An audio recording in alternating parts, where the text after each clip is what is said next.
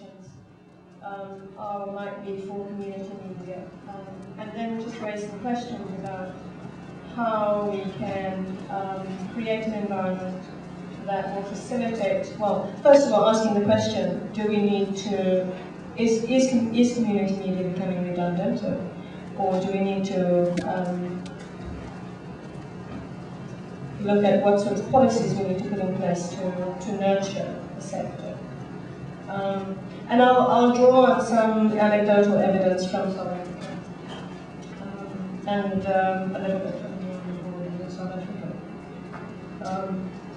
So the questions that I want to pose and challenge us to think about and discuss later on is around what is community and what is community media?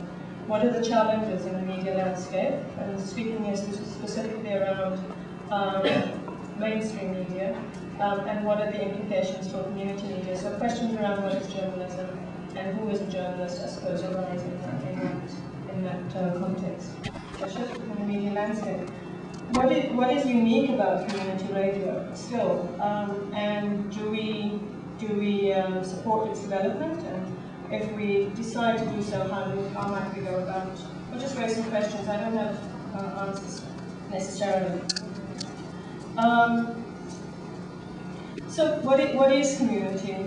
The way in which we've always thought about community in the pre-online environment has been around geographic communities, small local communities which shares a particular spatial location, and within that location might have a particular identity that is associated with that location, etc. With the sort of rise and increasing importance of the online environment in the communications field, we've had to reimagine what that community is like, and increasingly we talk about communities as communities of interest or communities of discourse, communities that are transnational, communities that that form around specific interests that overlap, whether people are within the global south or within the global north, and trying to build synergies also across different sectors. So you've got communities that talk around, say for example, issues around access to knowledge that overlap with similar kinds of interests within the FOSS movement and within the open content movement or open standards, so that you've got this ever-expanding community that becomes or see themselves almost as becoming different wings within a progressive social movement. Whether sometimes they see themselves as progressive or not is another issue. There was a question, Fazila the Wiki War. It was just really trying to define what are the issues that we can leave out of the conversation because we can assume or is taken for granted, and what are the issues that are important. One of those issues that we consider taking for granted is the fact that we need to facilitate equal access to all subgroups within marginalized communities. And we have no need to discuss the question of whether we should and what we should, whether we should work towards facilitating access to for women or for indigenous communities or for children, etc., etc. That's when we talk about communication rights that Sasha was talking about. Those are key. Those issues are taken for granted essentially.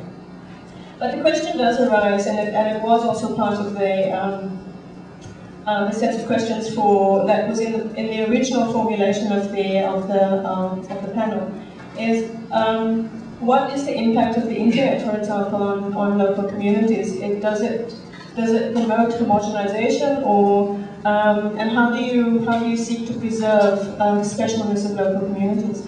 And my take on it is essentially that it's a moot question whether we talk about the internet as promoting homogenization, or whether it is through impact with and contact with tourists.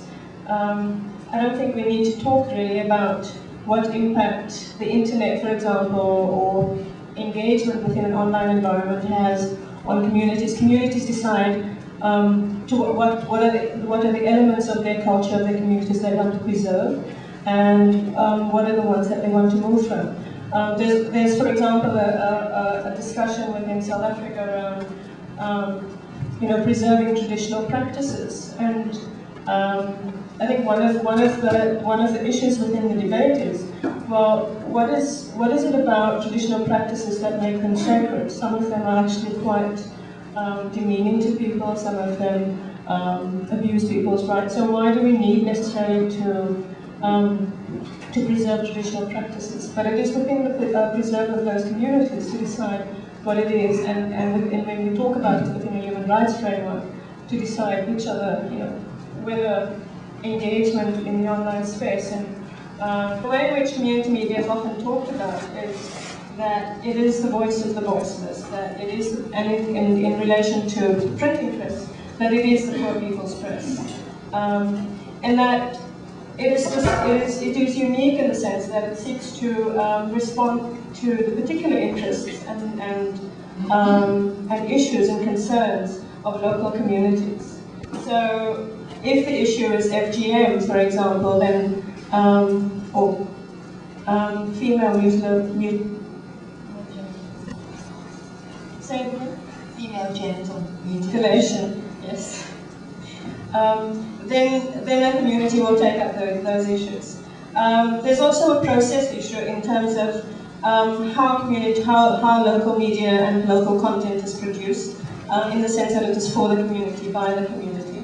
And that, as my colleague from UNESCO also said, that media platforms are usually a mix. You usually have a mix of media platforms so that your message reaches the audience you want to reach. So if you're trying to reach an illiterate or illiterate audience, then you will select media and platforms that will allow you to reach that illiterate media, that illiterate community, and radio often comes into play. We often do training with community organizations around how do you decide around mixing the right selection of communication tools so that you meet, if you target a range of different audiences, so that you reach each of these different audiences with the right tools. There's also a non-profit motive. It's often community media is quite independent from powers that be, and it's also often independent from commercial. There's a greater connect between the interests of the community media and local communities. Often the content is kind of hegemonic in that it also questions the profit motive, etc. And just one point to make is that often when we talk about and we highlight issues of media freedom, that we're not necessarily talking about freedom of expression. When we talk about freedom of the airwaves, etc., it doesn't mean that the other ways in which people want to express themselves are necessarily open and not contested. And I mean, you see increasing examples, for example, in South Africa, for example, where there's no question around the freedom of television or radio journalists, but you do see increasing crackdowns on communities when they protest against government policy in the street. So when we talk about community media and freedom of expression, then we need to also be open to challenge or to support different ways in which people want to express their views and opinions. In this country, for example, and a number of other developed country contexts, you find traditional media increasingly using tools that facilitate participatory communications and that will allow citizens to engage with the mainstream press. There are a number of different reasons behind this shift.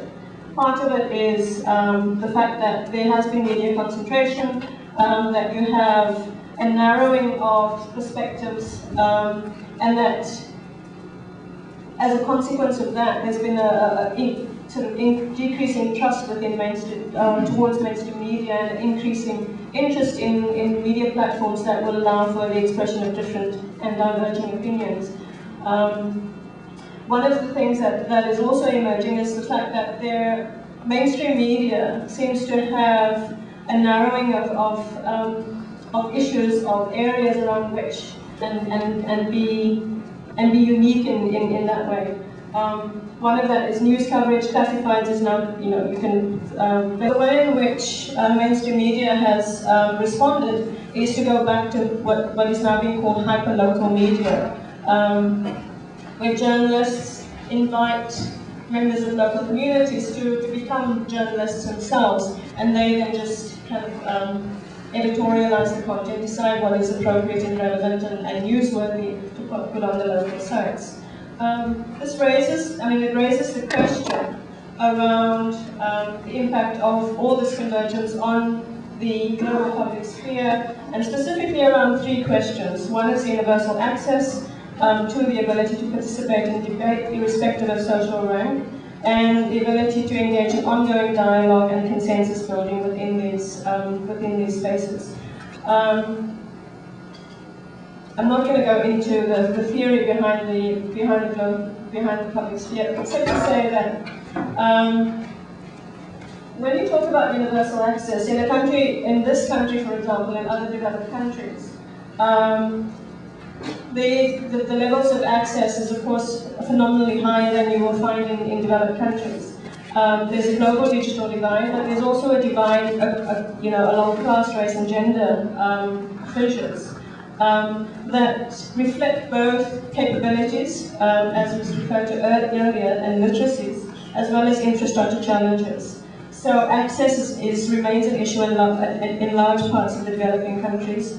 Developing world, and so is issues of bandwidth. The ability to participate and debate irrespective of social rank is impacted because women, for example, have not, even though one can theoretically participate equally within the debate. What you see is that women are often very absent from global debates and within global spaces.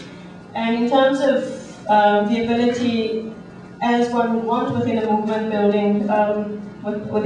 building context, to debate and dialogue on an ongoing basis with a view towards building consensus, you don't really find that within these local and hypermedia spaces because, one, there's so many posts. Two, there are conflicting interests, there are conflicting issues that are being debated, and three, you have the problem of limited attention span and people moving on very rapidly between from issue to issue. So, in terms of the global public sphere and movement building, what you find within these hyperlocal media spaces is that it's not really conducive necessarily to movement building. But the question is then, what is unique about community media and is it worth sustaining? I will leave you with these slides and we can come back to this discussion later on. Why do we need to preserve the community media sector, and how do we go about sustaining itself and sustaining it and building it? Thank you very much.